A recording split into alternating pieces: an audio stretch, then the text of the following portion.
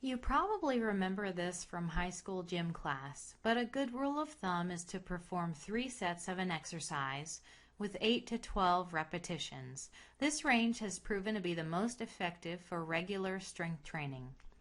To break it down, you need to choose a weight that allows you to lift at least 8 times, but no more than 12. Really challenge yourself and pick a weight that is difficult so you can get 8 good reps in. After you do one set of 8 to 12, you will rest for 1 minute. Resting is important because it allows your muscles to charge back up and get ready to lift heavy again for your next set. Now, one of the reasons I am confident in the weight room, even if I'm surrounded by males, is because I work harder than them. I've noticed that many of them tend to spend most of their time resting. Seriously, if you look around, you will notice that they aren't even timing their sets and are in fact sitting there for 5 to 10 minutes in between sets.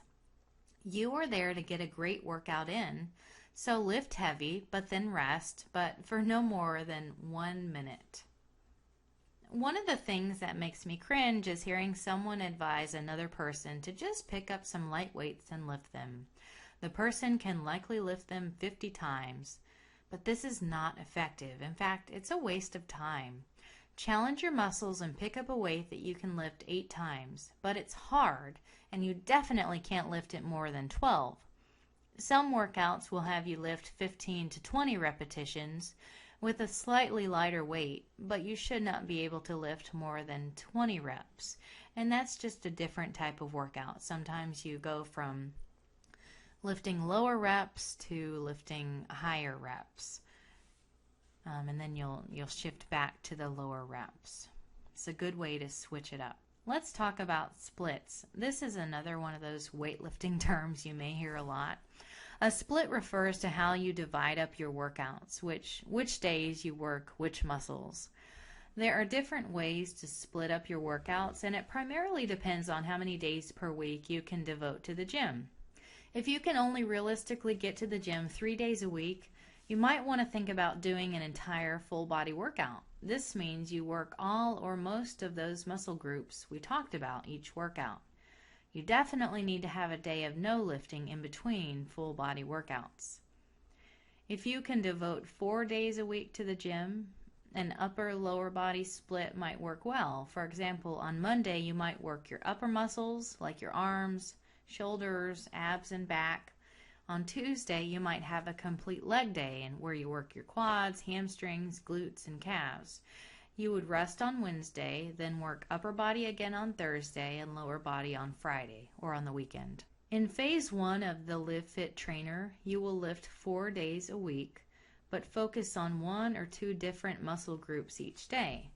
Devoting a full workout to a specific muscle group helps you to become comfortable with various exercises for that muscle, but it also gives you a very complete workout for that muscle. Phases 2 and 3 add workout days, so you're focusing on specific muscle groups each day, and some weeks you're hitting muscles more than once. As you get more advanced, you may find that you really enjoy your gym time and may want to go up to 5 or 6 times a week. For these workouts, you may devote an entire workout to specific muscle groups. For example, on leg day, you might choose to just work your quads and your glutes. You could do hamstrings and calves another day. Or you might choose to work your glutes and calves twice a week. The possibilities are endless. Whenever you work a muscle group, you have to rest the next day or two, at least. So if you choose to do a full body workout split, you wouldn't do full body workouts Monday, Tuesday, and Wednesday and then take 4 days off. Your best split would be Monday, Wednesday, Friday, or some other non-consecutive sequence. I remember hearing a bodybuilder say that she would come to the gym on her rest days and do the elliptical for an hour. Isn't it funny that what most people think of as a great workout, an hour on the elliptical, she views as a rest? It's such a paradigm shift. That is looking at workouts in a completely different way. We're looking at workouts now as what will help me grow my muscles. When you do the same exercise over and over, your muscles get really efficient, so they take less energy to perform the same activity. It sounds counterintuitive, but you want your muscles to remain as inefficient as possible. This is where the fat burning magic happens. As you build muscles, you will want to look for programs that switch things up for you. You will venture outside of the realm of doing 3 sets of 8 to 12 repetitions. Surprising your muscles is good for growth and helps you break out of plateaus. One different type of set that will immediately challenge your muscles is where you would pick a really heavy weight that you can lift maybe 4 times. For example, if I'm used to shoulder pressing with 20-pound weights 10 times, I might try to press 35 pounds 4 times. After I've warmed up, of course. I don't want to injure myself. Switching up your workouts like this really helps you to increase the amount of weight you can lift. Another method is to try a lower weight but higher repetitions, the 15 to 20 like I mentioned previously. This is a great way to improve overall strength. When you move back to the regular 8 to 12 repetitions, you should be able to increase the weight easily. It's so important to practice good form when you're lifting. Some people sacrifice good form for the sake of trying to lift a heavier weight, but this is dangerous. And it doesn't allow you to properly develop muscle. You may see people who come into the gym day after day, week after week, and they don't look any different. And this could be because they're not using the proper form.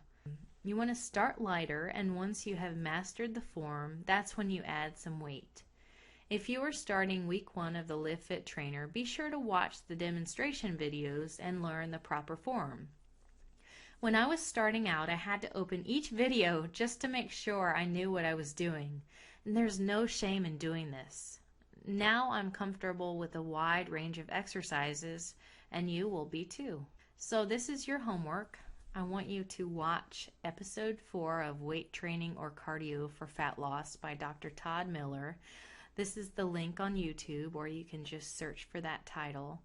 I also want you to watch Jesse Hilgenberg's shoulder workout on YouTube. And then if you feel comfortable, go ahead and start Jamie Eason's Live Fit Trainer. If not, in the next video, I will give you a beginner's lifting program to introduce you to the weight room.